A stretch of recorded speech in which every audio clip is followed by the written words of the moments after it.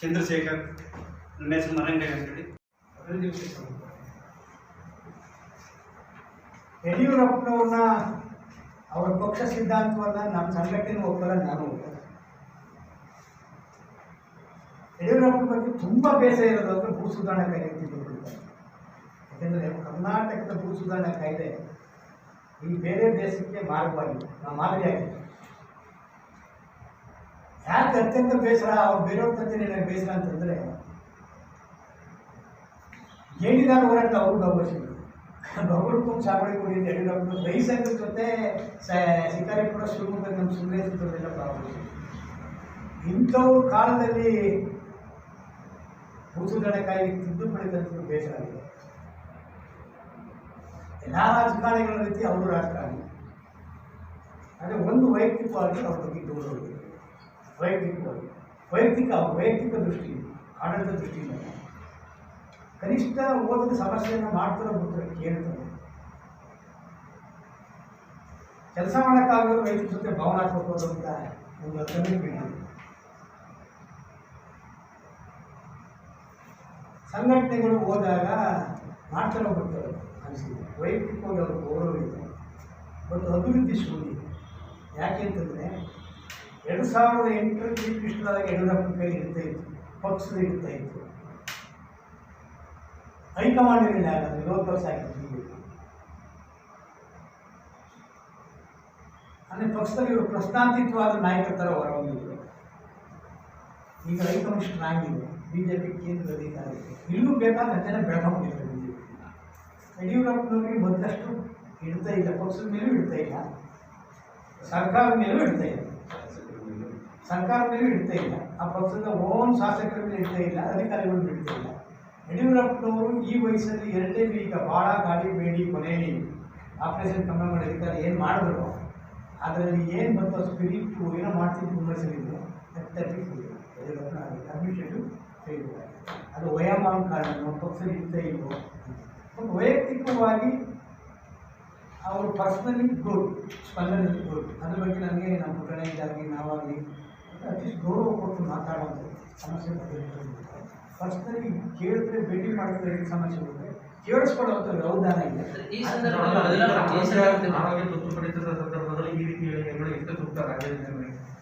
ನೋಡಿ, ಅವರು ರಾಜಕಾರಣದಲ್ಲಿ ಏನೇನು ಇರ್ತವೆ ಗೊತ್ತಿಲ್ಲ. ಬಟ್ ಒಂದು ಅವರು ಈ ಟೈಮಲ್ಲಿ ಒಬ್ಬ ನಾಯಕ ಮುಗಿಸದಿ ಅಂತ ಅನ್ಕೋಬೋದು. ಮುಗಿಸಂದ್ರೆ ಯಾವ ಥರ ಅನುಭವ ಇರೋದು. ಯಾಕಂದರೆ 85 ಕೂಡ ಅವರು ನಾನು ಶಾಸಕ 84ರಿಂದ ಶಾಸಕ, 83ರಿಂದ ಶಾಸಕರಾಗಿರುತ್ತೆ. ಆದರೆ ಇವತ್ತಿನ ಸಂಕಷ್ಟದ ಪರಿಸ್ಥಿತಿಯಲ್ಲಿ ಒಬ್ಬ ನಾಯಕನಾದವನು ರಾಜೀನಾಮೆ ಆಡಬಾರ್ದು. ಅದು ಪರ್ಟಿಕಲ್ ಆಗಿ ಅವರ ಲಾಭ ಆಗ್ಬೋದು, ಅದು ಆಡಳಿತದ ಮೇಲೆ ಕೆಟ್ಟ ಪರಿಣಾಮವನ್ನು ಬೀರುತ್ತದೆ. ಇವರೇ ರಾಜೀನಾಮೆ ಕೊಡ್ತೀವಿ ಮೇಲೆ ಗುಡ್ಡದ ಮೇಲೆ ಅಧಿಕಾರಿಗಳು ಮಾತು ಕೇಳೋದು, ಮಂತ್ರಿಗಳು ಮಾತು ಕೇಳೋದು. ಅದೇ ಇದು ಆಡಳಿತದ ಮೇಲೆ ಒಂದು ಕೆಟ್ಟ ಪರಿಣಾಮ. ಈಗಾಗಲೇ ಆಡಳಿತ ಕೆಟ್ಟೋಗಿದೆ. ಈ ಟೈಮಲ್ಲಿ ನಾವು ಈ ವಯಸ್ಸಲ್ಲಿ ಕೂಡ ಆಡಳಿತನ ನಡೆಸ್ತೀವಿ ಅಂತ ಬರಬೇಕು, ಪಾಸಿಟಿವ್ ಮನಸ್ಥಿತಿ ಇರಬೇಕು. ಅದು ಆಂತರಿಕವಾಗಿ ಹೇಳ್ಕೊಳ್ಳೋದು, ಅವ್ರನ್ನ ಹೈಕಮಾಂಡಿಗೆ ಪತ್ರ ಬರೆಯಲಿ, ಆಸೆಗೆ ಮಾಡ್ತಾರೆ. ಬಹಿರಂಗವಾಗಿ ಒಬ್ಬ ನಾಯಕ ಇರೋನು ಈ ಥರ ಮಾತನ್ನ ಆಡಬಾರ್ದು, ಇದು ದುಷ್ಟ ಪರಿಣಾಮ ಬೀರುತ್ತೆ. ಇಂಥ ಪರಿಸ್ಥಿತಿಯಲ್ಲಿ ಮುಖ್ಯಮಂತ್ರಿ ಬದಲಾವಣೆ ಅವಶ್ಯಕತೆ ಇತ್ತ? ಕೊರೋನಾ ಪರಿಸ್ಥಿತಿ ಇದೆ, ಅವರು ರಾಜೀನಾಮೆ ಕೊಡ್ತೀನಿ ಹೈಕಮಾಂಡ್ ಹಿಂಸೆ ಮಾಡಿದ್ರು ಸರಿಯೇ, ಅಥವಾ ಯಾವುದೇ ಪಕ್ಷದ ಇಂಥ ಟೈಮಲ್ಲಿ ಆ ಪಕ್ಷದ ಏನೇ ಇದ್ರೂ ಕೂಡ ಆಂತರಿಕವಾಗಿ ಏನೇ ಇದ್ರೂ ಕೂಡ ಬದಲಾವಣೆ ಮಾಡ್ತಿದ್ದು ಮನಸ್ಸು ಕೂಡ ಮಾಡ್ತಾರೆ. ಮತ್ತು ಆ ಪಕ್ಷದವರು ಕೂಡ ಈ ಟೈಮಲ್ಲಿ ನಾಯಕತ್ವ ಬದಲಾವಣೆ ಎಂದು ಹೇಳ್ಬಾರ್ದು. ಯಾಕಂದರೆ ಈ ಹಿನ್ನೆಲೆಯಲ್ಲಿ ನಾವು ಇದೇ ಮಾಡ್ಕೊಂಡು ಪತ್ರ ಬರೆದು ಬರ್ತಾಯಿದ್ವಿ. CRT ಅಂತಿದೆ ಸೆಂಟ್ರಲ್, ನಮ್ಮ ಜಯಪ್ರಕಾಶ್ ನಾರಾಯಣ ಸಿಟಿಜನ್ಶಿಪ್ ನಾಗರಿಕ ಹಕ್ಕುಗಳು ಮಾಡ್ಕೊಂಡಿದ್ದಾರೆ. ಜಯಪ್ರಕಾಶ್ ನಾರಾಯಣ ಬರುತ್ತೆ. ರಾಷ್ಟ್ರೀಯ ಸರ್ಕಾರ ಆಗಬೇಕು ಬರಬೇಕು ಅಂತ ನೋಡಿದ್ರು, ಬಂದು ಪೇಪರ್ ಬದಲಾವಣೆ ಕನ್ನಡ ಎಲ್ಲ ಪತ್ರಿಕೆ ಬಂದಿದೆ. ಯಾಕಂದರೆ ಇವತ್ತು ಎಮರ್ಜೆನ್ಸಿ ಇದೆ, ಹೆಲ್ತ್ ಪರಿಸ್ಥಿತಿ ಕೆಳಗಿದೆ, ಆರ್ಥಿಕ ದುಸ್ಥಿತಿ ಇದೆ, ಜನ ನಿರುದ್ಯೋಗ ಸೃಷ್ಟಿಯಾಗಿದೆ. ಇಂಥ ಸಮಯದಲ್ಲಿ ನಮ್ಮ ಕಾನ್ಸ್ಟಿಟ್ಯೂಷನಲ್ ಪ್ರಾವಿಷನ್ ಇದೆ, ನ್ಯಾಷನಲ್ ಗೌರ್ಮೆಂಟ್ ಆಗ್ತದೆ. ನ್ಯಾಷನಲ್ ಗೌರ್ಮೆಂಟ್ ಅಂದರೆ ಆಡಳಿತ ಪಕ್ಷ, ವಿರೋಧ ಪಕ್ಷ, ಎಕ್ಸ್ಪರ್ಟ್ಗಳು, ಸಿವಿಲ್ ಸೊಸೈಟಿ ಅಂದರೆ ನಾಗರಿಕ ಸಂಘಟನೆಗಳು ಮತ್ತು ಇವರೆಲ್ಲರೂ ಸೇರಿ ಒಂದು ಸರ್ಕಾರ ಮಾಡಿ ಯುದ್ಧೋಪಾದಿಯಲ್ಲಿ ಈ ಸಮಸ್ಯೆ ಎದುರಿಸಬೇಕು. ಯುದ್ಧೋಪಾದಿ ಈ ಟೈಮಲ್ಲಿ ಬಿಜೆಪಿ ಪಕ್ಷದಲ್ಲಿ ಯಾರೋ ಇಲ್ಲ, ಅವರ ಆಂತರಿಕ ಸಮಸ್ಯೆ ಏನೇ ಇರಲಿ, ನಾಯಕತ್ವ ಬದಲಾವಣೆ ಅಂತ ಕೂಗು ಎಳಿಸೋದಾಗಲಿ ಅಥವಾ ನಾಯಕರು ಹೈಕಮಾಂಡ್ ನಿರೀಕ್ಷೆ ಮಾಡಿದ್ರೆ ನಾವು ರಾಜೀನಾಮೆ ಕೊಡ್ತೀವಿ, ಎರಡೂ ಅಪ್ರಸ್ತುತ ಕೇಳಬಾರ್ದು. ಈ ಟೈಮ್ ಕೇಳಬಾರ್ದು. ಯಾವುದೇ ಪಕ್ಷ ನಾಯಕರು ಬದಲಾಯಿಸಿ ಕೇಳಬಾರ್ದು. ಯಾವುದೇ ನಾಯಕ ಆಗಿರೋರು ಕೂಡ ಏನೇ ಆಗಿದ್ರು ಕೂಡ ಈ ಕಾಲ ಸಂಕಷ್ಟ ಪರಿಸ್ಥಿತಿಗೆ ಎದುರಾಗಿ ಮನಸ್ಸು ಮಾಡಿ ಹೋಗ್ಬಾರ್ದು. ರಾಜೀನಾಮೆ ಕೊಡಿ, ನಾಯಕತ್ವ ಬದಲಾವಣೆ ಕೂಗಾಕಿದ್ರೆ ಜನರಿಗೆ ಕಮಿಟ್ಮೆಂಟ್ ಇದೆ ಮಾಡಿ. ಇಂಥ ಪರಿಸ್ಥಿತಿಯಲ್ಲಿ ಒಂದು ವೇಳೆ ಮುಖ್ಯಮಂತ್ರಿಗಳ ಬದಲಾವಣೆ ಅಂದರೆ ಆ ಪಕ್ಷದಲ್ಲಿ ಯಾರಾದರೂ ಸೂಕ್ತ ಅಂತ ಸಲಹೆ ಇದು ನಾವು ಹೇಳಬೇಕು. ಅದಕ್ಕೆ ಕೃಷಿ ಮಂತ್ರಿಯವರು ನಾಪತ್ತೆಯಾಗಿದ್ದಾರೆ, ಉಡುಗೆ ಕೊಟ್ಟವರಿಗೆ ಬಹುಮಾನ ಕೊಡಬೇಕು ಅಂತ ಘೋಷಣೆ ಮಾಡ್ತಾರೆ. ಕೃಷಿ ಮಂತ್ರಿ ರೈತರ ಜೊತೆ ಇಲ್ಲದೆ ನಾಪತ್ತೆಯಾಗಿದ್ದಾರೆ, ಅವರಿಗೆ ಉಡುಗೆ ಕೊಟ್ಟವರಿಗೆ ಸೂಕ್ತ ಬಹುಮಾನ ಅಂತ ರೈತ ಸಂಘದಿಂದ ಇವತ್ತು ಘೋಷಣೆ ಮಾಡ್ತೀವಿ.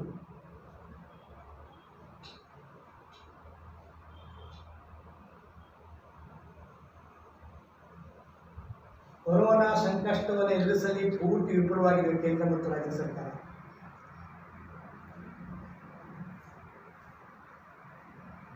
ಜೀವನ ರಕ್ಷಣೆ ಮಾಡಿಯಿಂದ ಒಣಗಾರಿಕೆಯಲ್ಲಿ ಮುನ್ಸ್ಕೊಂಡು ಚಾಮರಾಜನಗರದಲ್ಲಿ 37 ಜನ ನಮಗೆ ಕಣ್ಣೆದುರಿಗೆ ಗೊತ್ತಾಗಿತ್ತು. ಈ ಥರ ಲೆಕ್ಕಕ್ಕಿದ್ದರೆ ಎಷ್ಟೋ ಜನ ಸತ್ತೋಗ್ಬಿಟ್ಟಿದೆ. ಸರ್ಕಾರ ಕೊಲೆ ಮಾಡಿದೆ ತನ್ನ ಹೊಣೆಗಾರಿಕೆಯಿಂದ ಮುನ್ಸ್ಕೊಂಡು. ಇನ್ನೂ ಕೂಡ ಆ ಸಮಸ್ಯೆ ಬಗ್ಗೆ ಒಂದು ಇನ್ಫ್ರಾಸ್ಟ್ರಕ್ಚರ್ನೇ ರೆಡಿ ಮಾಡ್ಕೊಂಡಿಲ್ಲ. ಈ ಥರದ ಪರಿಸ್ಥಿತಿ ಇದೆ. ಆದರೆ ಜೀವನನೂ ಕೂಡ ದುಸ್ತರ ಆಗ್ತಾನೆ ಇವತ್ತು. ಅಟ್ಲೀಸ್ಟ್ ಜೀವನ ಬದುಕುಳಿದಿರೋ ಜೀವನನಾದರೂ ಕೂಡ ಸರಿ ನಡೆಸೋ ಕಡೆ ಸ್ಮರಿಸಬೇಕು. ಯಾಕಂದರೆ ಕೃಷಿ ಸಮುದಾಯ ಇನ್ನೂ 69% ಅದ್ರ ಮೇಲೆ ನಂಬ್ಕೊಂಡಿದೆ. ಅದರಿಂದ ಯಡಿಯೂರಪ್ಪನವ್ರಿಗೆ ಒತ್ತಾಯ ಮಾಡ್ತಿರೋಂಥದ್ದು, ನಿಮ್ಮೆಲ್ಲ ಜಿಲ್ಲಾ ಉಸ್ತುವಾರಿ ಮಂತ್ರಿಗಳು ಮತ್ತು ಕೃಷಿ ಮಂತ್ರಿ ಮತ್ತು ಸಹಕಾರ ಮಂತ್ರಿ ಹಾಗೂ ತೋಟಗಾರಿಕೆ ಮಂತ್ರಿಗೆ ನೀವು ಸೂಚನೆ ಕೊಡಬೇಕು.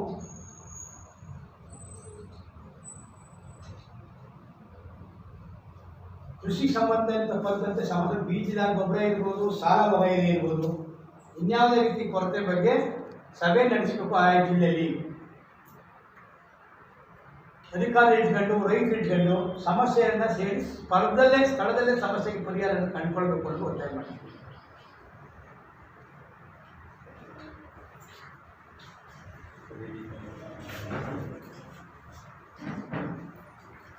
ಈ ಸರ್ಕಾರ ಎಷ್ಟು ಶಕ್ತಿಹೀನ ಆಗ್ಬಿಟ್ಟಿದೆ ಅಂತಂದರೆ, ಹೋದ ಸರಿ ತಗೊಂಡಂಥ ಭತ್ತ ಮತ್ತು ರಾಗಿದ ಕೊಡಕ್ಕಾಗಿ ಈಗ ಕೊಡ್ತೀವಿ ಅಂತ ಹೇಳ್ತಾರೆ. ರಾಗಿ ನಮ್ಮಲ್ಲೇ 92 ಕೋಟಿ ಕೊಡಬೇಕು ಮಂಡ್ಯ ಜಿಲ್ಲೆ. ಭತ್ತದೆಲ್ಲ ಬಂದು ರಾಗಿ 92 ಕೋಟಿ ಮತ್ತು ಹೊಸ ಖರೀದಿ ಕೇಂದ್ರ ತೆಗೆದು ಹೇಳ್ತೀವಿ ನೋಡಿ. ಇನ್ನೊಂದು ಅಬ್ಸರ್ವ್ ಮಾಡ್ಬೋದು, PDS ಸಿಸ್ಟಮ್ಗೆ ಲಿಂಕ್ ಮಾಡಿ ಅಂತ ಕೇಳ್ತೀವಿ. ಕೃಷಿ ಬೆಲೆಯ ಆಯೋಗದ ಅಧ್ಯಕ್ಷರಾದಂಥ ನಾವು ಅಕ್ಕಿನ ಬೇರೆ ಕಡೆ ಚಂಡೀಗಢದಿಂದ ತರಿಸ್ಕೊಳ್ತೀವಿ, ಬೇರೆ ಕಡೆ ತರಿಸ್ಕೊಳ್ತೀವಿ. PDSಗೆ ನಮ್ಮಲ್ಲಿರುವಂಥ ಭತ್ತವನ್ನು ಖರೀದಿ ಕೇಂದ್ರ ಮುಖಾಂತರ ತಗೊಂಡು ನಮ್ಮ PDS ಕೊಟ್ಟರೆ ಇಲ್ಲಿ ಸಬ್ಸಿಡಿ ಮಾರ್ಕೆಟ್ ರೈತರಿಗೆ ಬೆಳೆನೂ ಕೊಟ್ಟಕ್ಕಾಗುತ್ತೆ, ನಾವು ಹೊರಗಡೆ ಕೂಡ ಅವಲಂಬಿಸ್ತಾರೆ. ಹಂಗೆ ಇರುವಂಥ 12 ಉತ್ಪನ್ನಗಳು, ಅದರಲ್ಲಿ 9 ಉತ್ಪನ್ನಗಳನ್ನು PDS ಲಿಂಕ್ ಮಾಡಿದ್ರೆ ಖರೀದಿ ಕೇಂದ್ರ ನಾವು ಯಾರು ಬೆಲೆ ಬಿದ್ದೋಯ್ತು ಅಥವಾ ಮಾರ್ಕೆಟ್ ಇಲ್ಲ ಅಂತ ದಾಸ್ತಾನು ಇಡಬೇಕಾದ ಪರಿಸ್ಥಿತಿನೇ ಇಲ್ಲ. ನಾವೇನು ಬೆಳಿತೀವಿ ಅಂತ PDSಗೆ ಕೊಡ್ಬೋದು. 80% ಜನ 80% ಜನ ಅಂದರೆ ಹೆಚ್ಚು ಕಡಿಮೆ 73% ಜನ PDS ಕೊಡ್ಬೇಕು. 73% ಜನ PDS ಮುಖಾಂತರ ನಾವು ದವಸ ಧಾನ್ಯಗಳನ್ನ ತಲೆಗೆ ಪ್ರಾರಂಭ ಮಾಡಿರೋದು. ಇನ್ನೂ ಕೂಡ ಭತ್ತದ ಖರೀದಿ ಕೇಂದ್ರ ತಗೊಂಡಿದ್ದೀವಿ. ನಮ್ಮ ಮಂಡ್ಯ ಜಿಲ್ಲೆಯಲ್ಲಿ ಕೊಟ್ಟು ಒಂದು ತಿಂಗಳಿಂದ ಹೇಳಿದರೆ, ಮೈಸೂರು ಜಿಲ್ಲೆಯಲ್ಲಿ ಹೇಳಿದ್ದೀವಿ, ಎಲ್ಲ ಕಡೆ ಹೇಳ್ತಾ ಇದ್ದೀವಿ. ಭತ್ತ ಖರೀದಿ ಕೇಂದ್ರ ಅಂತ ತಗೊಂಡು ದುಡ್ಡು ಕೊಟ್ಟು ಹೇಳ್ತಿಲ್ಲ ಅಂದ್ಬಿಟ್ಟು ರೈತರಿಗೆ ಮನವೊಲಿಸ್ತಾರೆ. ಆದರೆ ಭತ್ತ ಖರೀದಿ ಕೇಂದ್ರ ಬಂದು ತೆಗೆದಿದ್ದು ವರ್ಷ ಬರ್ತೀವಿ, ಇನ್ನೂ ಸ್ಪರ್ಶಿಲ್ಲ. ಅದರಿಂದ ನಮ್ಮ ಜಿಲ್ಲಾ ಉಸ್ತುವಾರಿ ಎಲ್ಲ ಜಿಲ್ಲಾ ಉಸ್ತುವಾರಿ ಮಂತ್ರಿಗಳು ಕೂಡಲೇ ಆ ಜಿಲ್ಲೆಯಲ್ಲಿ ರೈತರನ್ನ ಸಭೆ ಕರೆದು ಒಂದು ಮುಂಗಾರಿನ ಸಮಸ್ಯೆ ಬಗ್ಗೆ ಚರ್ಚೆ ಮಾಡಬೇಕು, ಇನ್ನೊಂದು ಮಾರ್ಕೆಟ್ ಪರಿಸ್ಥಿತಿ ಬಗ್ಗೆ ಚರ್ಚೆ ಮಾಡಬೇಕು. ಇನ್ನು ಯಡಿಯೂರಪ್ಪನವರು ತಾಕೀತು ಮಾಡಬೇಕು ಅನ್ನೋದನ್ನ ನಾವು ಪತ್ರಗಳು ಬರೀತೀವಿ, ನಿಮ್ಮ ಮುಖಾಂತರ ಒತ್ತಾಯ ಮಾಡ್ತೀವಿ. ಮತ್ತು ಇನ್ನೊಂದು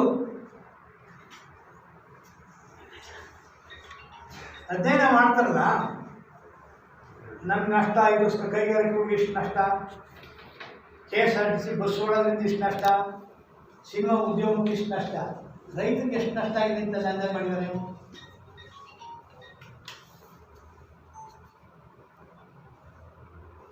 ನಾನು ಈಗ ಒಂದು 10 ದಿನದ ಮಾಹಿತಿಯನ್ನು ಕಲೆಕ್ಟ್ ಮಾಡಿದೆ, 2-3 ದಿನದಲ್ಲಿ ಎಲ್ಲ ಜಿಲ್ಲೆಗಳು ಮಾಡಿದ್ರೆ ಈ ಮುಂಗಾರಲ್ಲಿ ಏನು ಬರ್ತದೆ, ಈಗಾಗಲೇ ಹಾರ್ವೆಸ್ಟ್ ಆಗಿದೆಯಲ್ಲ, ಆ ಉತ್ಪನ್ನಗಳ ನಷ್ಟವೇ 1 ಲಕ್ಷ ಕೋಟಿಗಿಂತ ಎಷ್ಟಿದೆ. 1 ಲಕ್ಷಕ್ಕಿಂತ ಕೋಟಿಗಿಂತ ಹೆಚ್ಚು ರೈತರ ಉತ್ಪನ್ನಗಳು ನಷ್ಟ ಆಗಿದೆ. ಕೊರೋನಾ ಮತ್ತು ಲಾಕ್ಡೌನ್ ಇತ್ತು. ಉದಾಹರಣೆಗೆ ಹೇಳ್ತೀನಿ, ಮೈಸೂರದೇ ಹೇಳ್ತೀನಿ, 1.5 ಲಕ್ಷ ಎಕರೆಯಲ್ಲಿ ಬಾಳೆ ಬೆಳಿತೀವಿ. 1.5 ಲಕ್ಷ ಎಕರೆಯಲ್ಲಿ ಬಾಳೆ ಬೆಳಿತೀವಿ. ಏಲಕ್ಕಿ ಬೆಳೆ 43, 44, 45 ಹೋಗ್ತಿತ್ತು. ಅವರೇ 40 ರೂಪಾಯಿ ಅಂತ, ಈ 25 ರೂಪಾಯಿ ಸಿಗುತ್ತೆ. 15 ರೂಪಾಯಿ 1 kg ನಷ್ಟ. ನಾವು 1 ಎಕರೆಗೆ 500 kg ಅಂತ ಅವರೇ ತಗೊಂಡು, ಅವರೇ 5 ಗಿಡ ಬೆಳಿತೀವಿ, 500 kg ಅಂತ ಅವರೇ ತಗೊಂಡು ಕೂಡ 11,26 ಕೋಟಿ, ಇಲ್ಲ 11,11,11,000 ಕೋಟಿ ನಷ್ಟ ಆಗಿದೆ. 11,000 ಕೋಟಿ ಬರೀ ಬಾಳೆಗೆ ನಷ್ಟ ಆಗಿದೆ. ಬರೀ ಬಾಳೆ 1,20,000 ಎಕರೆ ಭತ್ತ ಬೆಳಿತಿದ್ದೀವಿ ಮೈಸೂರಲ್ಲಿ. 500 ರೂಪಾಯಿ ಅವರೇ ಕಡಿಮೆ ಆಗ್ತಾ ಇದೆ. 500 ರೂಪಾಯಿ ಅವರೇ ಕೊಡೋದಾಗಿದೆ. ಅದು 200 ಕೋಟಿ ಮೈಸೂರು ಜಿಲ್ಲೆ ಒಂದಕ್ಕೆ ನಷ್ಟ ಆಗಿದೆ. 200 ಕೋಟಿ ಮೈಸೂರು ಜಿಲ್ಲೆಗೆ ಕೊಟ್ಟಿದ್ದಾರೆ. ಒಟ್ಟು ಮೈಸೂರು ಜಿಲ್ಲೆ ಒಂದು ಅಂಶನೇ 1,600 ಕೋಟಿ ರೂಪಾಯಿ ನಷ್ಟ ಆಗಿದೆ. ಅದು ಭತ್ತ, ಬಾಳೆ, ತರಕಾರಿ, ಹೂವು ಇಷ್ಟು ಮಾತ್ರ ಹೇಳ್ತಾರೆ. ಹೂವು ನೋಡಿ, 4 ವರ್ಷ 4,600 ಎಕರೆ ಪ್ರದೇಶದಲ್ಲಿ ನಾವು ಹೂವು ಬೆಳಿತೀವಿ ಮೈಸೂರು ಜಿಲ್ಲೆಯಲ್ಲಿ. ಹೂವು ಮಾರ್ಕೆಟೇ ಇಲ್ಲ. ಮೊನ್ನೆ ಹೂವು ಬೆಳೆಗಾರರು ನಮ್ಗೆ ಫೋನ್ ಮಾಡ್ತಿದ್ರು 5-6 ದಿನದಿಂದ. ಮಾರ್ಕೆಟ್ ಕೊಡದೆ ಇದ್ರೆ ಮಾರ್ಕೆಟ್ ತಂದ್ಕೊಂಡು ರೈತ ಕೊಡ್ತಾರೆ. ಹೆಕ್ಟೇರ್ಗೆ 10,000 ರೂಪಾಯಿ ಪರಿಹಾರ ಕೊಟ್ಬಿಟ್ರೆ ಏನಾಗುತ್ತೆ? ಹೂವು ಬೆಳೆ ಪರಿಸ್ಥಿತಿ ಚಂದ್ರು ಹೇಳಕ್ಕೆ ಕೂತಾರೆ. ಅವ್ರ ಪರಿಸ್ಥಿತಿ ಆಗಿದೆ. 10 ಗುಂಟೆ 5 ಗುಂಟೆಯಲ್ಲಿ ಸಂಜೆ ಬೆಳೆದಾಗ್ತದೆ. ಹಂಗೆ ಇಡೀ ಕರ್ನಾಟಕದಲ್ಲಿ ದಾಳಿಂಬೆ ಬೆಳೀತಾರೆ, ಕಲ್ಲಂಗಡಿ ಬೆಳೀತಾರೆ, ಪಪ್ಪಾಯ ಬೆಳೀತಾರೆ, ಹಣ್ಣುಗಳು ತರೋದು, ವಿವಿಧ ರೀತಿ ತರಕಾರಿಗಳು. ನಮ್ಗೆ ಈ ಭಾಗದ ತರಕಾರಿ ಕೇರಳ ಮತ್ತು ಕೇರಳಕ್ಕೆ ಹೋಗುತ್ತೆ, ತಮಿಳುನಾಡಿಗೆ ಹೋಗುತ್ತೆ. ನಮ್ಮ ಉತ್ತರ ಕರ್ನಾಟಕ ಬಿಜಾಪುರ, ಬೆಳಗಾಮು, ಈ ಭಾಗದ ಉತ್ತರ ಕರ್ನಾಟಕ, ಹೈದರಾಬಾದ್ ಕರ್ನಾಟಕದ ಬಾಂಬೆಗೆ ಹೋಗುತ್ತೆ, ಕೆಲವು ಕಡೆ ಹೈದರಾಬಾದ್ ಹೋಗುತ್ತೆ. ಇವತ್ತೆಲ್ಲ ಲಾಕ್ಡೌನ್ ಆದ್ಮೇಲೆ ತರಕಾರಿಗಳು ಹೊರತೋಗಿ ಈಗ ದುಬಾರಿ ಬೆಲೆ, ಗ್ರಾಹಕರಿಗೆ ದುಬಾರಿ ಬೆಲೆ, ರೈತರಿಗೆ ಬೆಲೆ ನೀಡಿ. ಅಂದರೆ ಇದು 1 ಲಕ್ಷಕ್ಕಿಂತ ಕೋಟಿ ಹೆಚ್ಚಾಗಿದೆ. ಅದಕ್ಕೆ ಸರ್ಕಾರಕ್ಕೆ ಒತ್ತಾಯ ಮಾಡಿದ್ದು ಪತ್ರಗಳು ಬರ್ತಿದ್ದೀವಿ. ನೀವು ಒಂದು ಸಮಿತಿ ಮಾಡಿ ಅಗ್ರಿಕಲ್ಚರ್ಗಾಗಿರೋ ನಷ್ಟವನ್ನು ಒಂದು ಅಂದಾಜು ಮಾಡಿ. ಫಸ್ಟ್ ಅಂದಾಜು ಎಷ್ಟಾಗಿದೆ ಅಂತೇಳಿ, ಆಮೇಲೆ ಪರಿಹಾರ ಕೊಡಿ.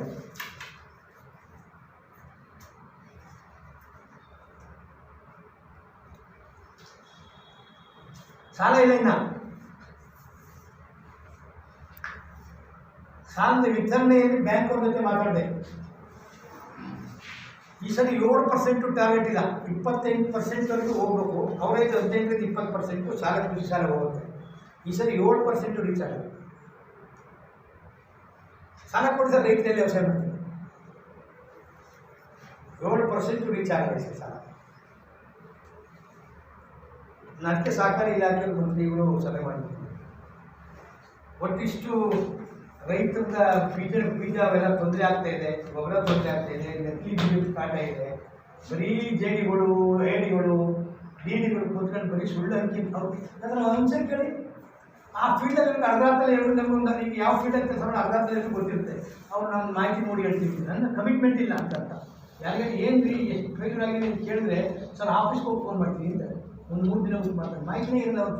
ಅಷ್ಟು ಇರ್ರೆಸ್ಪಾನ್ಸಿಬಲ್ ಅಧಿಕಾರಿಗಳಿದ್ದಾರೆ. ಸ್ಟೇಟಲ್ಲಿ ಅಧಿಕಾರಿಗಳು ಆ ಥರ ಇದ್ದಾರೆ. ನಾನು ಒಂದು ಪತ್ರ ಬರೆದು ಅಗ್ರಿಕಲ್ಚರ್ ಇಲಾಖೆಗೆ ಎಷ್ಟು ಏರಿಯಾದಲ್ಲಿ ಏನೇನು ಬೆಳೀತಾರೆ ಅಂತ ಕೇಳಿದ್ರೆ ಇನ್ನೂ 13 ದಿನ ಆದರೂ ಮಾಹಿತಿ ಇಲ್ಲ. ಸ್ಟೇಟ್ ಅಗ್ರಿಕಲ್ಚರ್ ಬರ್ತದೆ. ಈ ಥರ ಆಗ್ತದೆ. ಗೊತ್ತಿರೋ ಪರಿಚಯಗಳು ಫೋನ್ ಮಾಡಿ ಹೇಳ್ತಾರೆ. ಅದರಿಂದ ರೈತರ ಪರಿಸ್ಥಿತಿ ದುಸ್ತರಾಗಿದೆ. ಒಂದು ಕೃಷಿ ಕೆಲಸಕ್ಕೆ ತೊಡಕಾಗ್ತದೆ. ಈಗ ಮನೆಯಿಂದ ಹೊರಗಡೆ ಬರಬೇಡಿ, ಕೆಲವು ಕೃಷಿ ಕೆಲಸ ನಡೀತಾಗಿಲ್ಲ ಅಂತ ಹೇಳ್ತಾ ಇಲ್ಲ. ಅಂದರೆ ಪರ್ಸೆಂಟೇಜ್ ಲೆಕ್ಕ ಹಾಕಿದ್ರೆ more than 70% ಕೃಷಿ ಚಟುವಟಿಕೆ ಮುಂದಾಗಿದೆ. ಯಾಕಂದರೆ ಅವರು ಭಯ ಇರುತ್ತೆ, ಕೆಲಸಗಾರರಿಗೆ ಭಯ ಆಗಲ್ಲ, ಅವ್ರಿಗೆ ಕೆಲಸ ಮಾಡೋದು ಭಯ ಇರುತ್ತೆ. ಇದರಿಂದ ಕೃಷಿಕರು, ಹಳ್ಳಿ ಸಮುದಾಯಕ್ಕೆ ಭಾಳ ತೊಂದರೆ ಆಗ್ತಾ ಇದೆ. ಅದರಿಂದ ಈ ಸರ್ಕಾರ, ಭಾರತ ಸರ್ಕಾರ ಜೊತೆ ಮಾತಾಡ್ತೀವಿ, ಕೃಷಿಕರ ಬಗ್ಗೆ ಮಾತಾಡ್ತೀವಿ. ಮತ್ತು ಇನ್ನೊಂದು ಕಡಿಮೆ ಮಾಡಬೇಕಂತ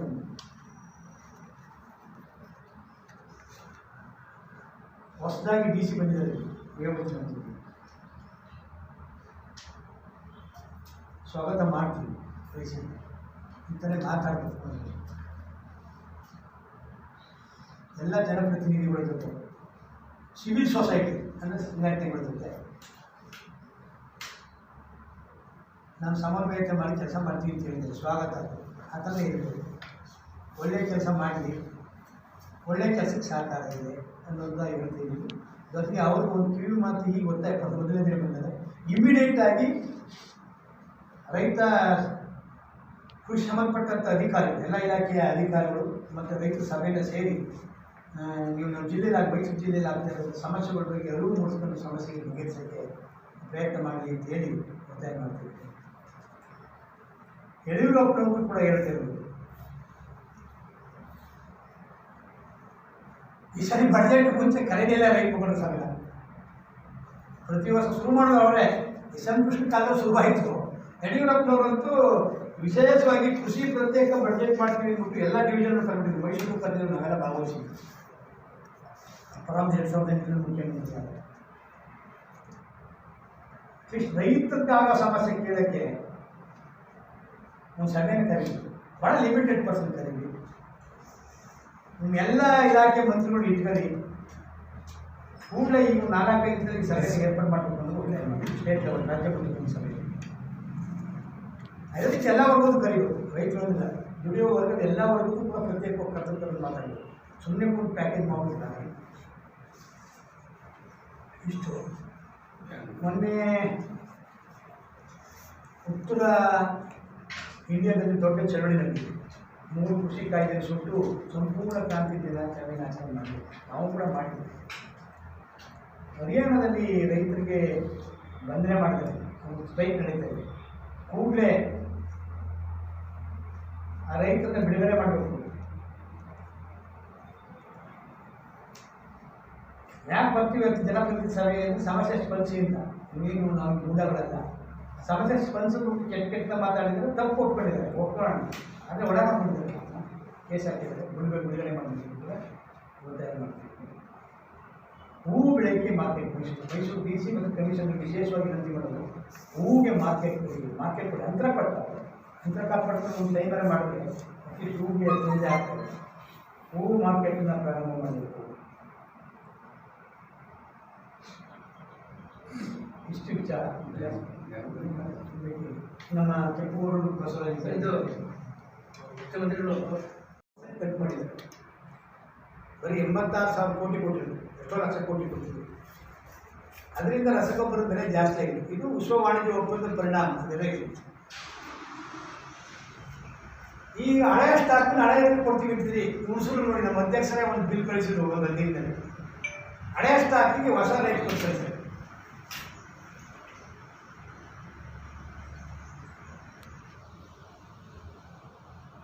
ಅಲ್ಲಿ ನಮ್ಮ ಕೃಷಿ ಮಂತ್ರಿ ಹಾವೇರಿ ಜಿಲ್ಲೆಯವರೇ, ಅಲ್ಲೇ ಜಾಸ್ತಿ ಸಮಸ್ಯೆ ಇದೆ. ನಿಮ್ಮ ಹತ್ತಿ ಬೀಜದ ಸಮಸ್ಯೆ, ಮುಸ್ಕೂನ್ ಜೋಳದ ಬೀಜದ ಸಮಸ್ಯೆ, ರಸಗೊಬ್ಬರದ ಕೊರತೆ, ಡೂಪ್ಲಿಕೇಟು ಕೀಟನಾಶಕ ಶುರುವಾಗೋದು ಹಾವೇರಿ ಜಿಲ್ಲೆ. ಅಲ್ಲೇ ಕೃಷಿ ಮಂತ್ರಿ ಏನು ಮಾಡ್ತಿದ್ರು ಇವರು ಅನ್ನೋ ಪ್ರಶ್ನೆ ಮಾಡ್ತಿರ್ತಾರೆ. ಹೋದ ವರ್ಷ ಪ್ರಮಾಣಾತ್ಮಕ ಸ್ವೀಕರಿಸಿದ. ನಮಸ್ಕಾರ. ಕೊರೋನಾ ಸಂದರ್ಭದಲ್ಲೂ ಎಡ್ಬಿಡದೆ ಕೆಲಸ ಮಾಡ್ತಿದ್ದೀವಿ. ನಾವು ಲೆಕ್ಕಿಸಿದೆ ಮಾಧ್ಯಮದವ್ರಿಗೆ ಬದ್ಧತೆ ಇರೋದ್ರಿಂದ ಅದಕ್ಕೆ ಕೆಲಸ ಆಗ್ತದೆ. ಮೆಚ್ಚುಗೆ ವ್ಯಕ್ತಪಡಿಸ್ತಾ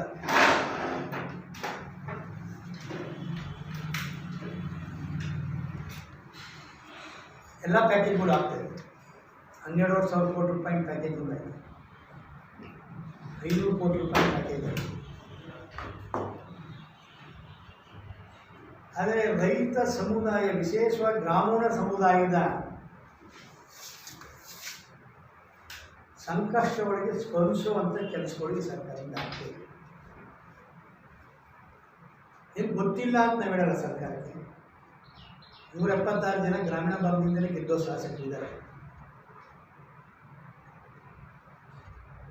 ಈಗ ಮುಂಗಾರು ಉತ್ತರ ಕರ್ನಾಟಕ, ಹೈದರಾಬಾದ್ ಕರ್ನಾಟಕದಲ್ಲಿ ಈ ತಿಂಗಳಿಂದ ಮುಂಗಾರು ಶುರುವಾಗುತ್ತೆ.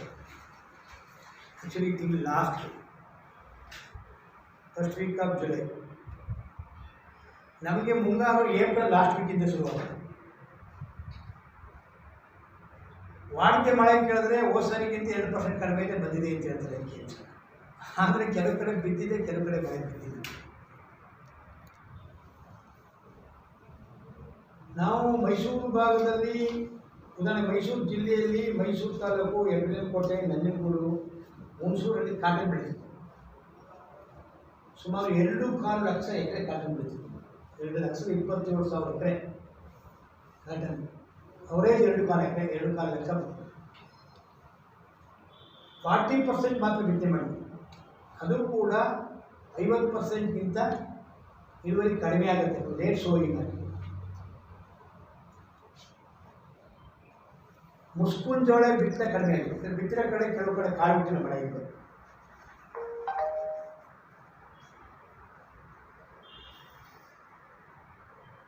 ಈಗ ನಮ್ಮದು 5 ಥರ ಜೋನ್ ಮಾಡ್ಬೋದು ಭೌಗೋಳಿಕವಾಗಿ ವ್ಯವಸಾಯಕ್ಕೆ. ನಮ್ಮ ಇಂಡಿಯಾ ಕರ್ನಾಟಕದ್ದು 4 ಅಂತ 5 ಕಡೆ ಮಾಡ್ಬೋದು. ಈ ಬಿತ್ತನೆ ಬೀಜ ಕೊರತೆ ಇದೆ. ಮುಖ್ಯವಾಗಿ ಎಲ್ಲ ಜಿಲ್ಲೆಗಳಿಂದ ಬರುವಂಥ ಮಾಹಿತಿ, ಬಿತ್ತನೆ ಬೀಜ ಕೊರತೆ ಇದೆ. 12 ಜಿಲ್ಲೆಯಲ್ಲಿ ಮುಸ್ಕುನ್ ಜೋಳನ ಹೇರಳವಾಗಿ ಬೆಳಿತೀವಿ. ಅದು ಹಾವೇರಿ, ದಾವಣಗೆರೆ, ಚಿತ್ರದುರ್ಗ, ಬಳ್ಳಾರಿ ವ್ಯಾಪಕವಾಗಿ ಬೆಳಿತೀವಿ. ಒಟ್ಟು 12 ಜಿಲ್ಲೆಯಲ್ಲಿ ಲಕ್ಷಾಂತರ ಎಕರೆಯಲ್ಲಿ ಗೋಜೋಳ ಅಂತರಲ್ಲಿ ನಾವು ಮುಸ್ಕುನ್ ಜೋಳ ಅಂತ ಬೆಳೀತಾರೆ. ಬಿತ್ತನೆ ಬೀಜ ಇಲ್ಲ. ಕಳಪೆ ಬೀಜ ನಮ್ಮ ರಾಣಿಬೆನ್ನೂರು,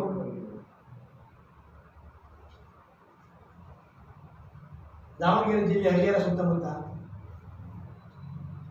ಕಳಪೆ ಬೀಜ ಹಾಕಿ ಹುಟ್ಟಿಲ್ಲ.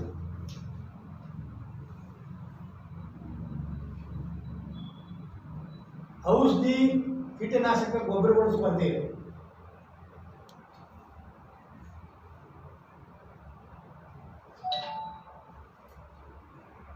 ನಿನ್ನೆ ನಾನು ಚಿತ್ರದುರ್ಗ ನಮ್ಮ ರೈತರ ಜೊತೆ ಮಾತಾಡ್ತಾ ಇದ್ದೆ. ಬೀಜ ಇಲ್ಲವೇ ಇಲ್ಲ, ಈರುಳ್ಳಿ ಬೀಜ. ಈಗ ಹೋದ ವರ್ಷ ಬೀಜ ಕೊಡ್ತಿದ್ದಾರೆ ಕೆಲಸ, ಅದಕ್ಕೊಂದು ಇದ್ರಲ್ಲಿ ಹುಟ್ಟದೇ ಇಲ್ಲ. ಹೋದ ವರ್ಷ ಬೀಜ ಕೊಡ್ತಾರೆ. ಯಾಕೆ ಅಂದರೆ ಮಹಾರಾಷ್ಟ್ರ, ಸೋಲಾಪುರ ಸುತ್ತಮುತ್ತ ಬೀಜ ಬೆಳೆಯುತ್ತೆ. ಲಾಕ್ಡೌನ್ ಕಾರಣದಿಂದ ಬಂದಿಲ್ಲ ಅಂತ ಹೇಳ್ತಾರೆ.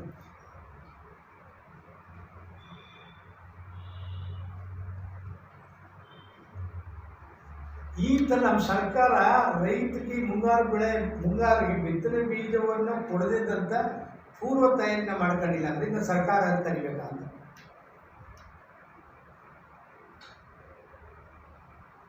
ರಸಗೊಬ್ಬರದ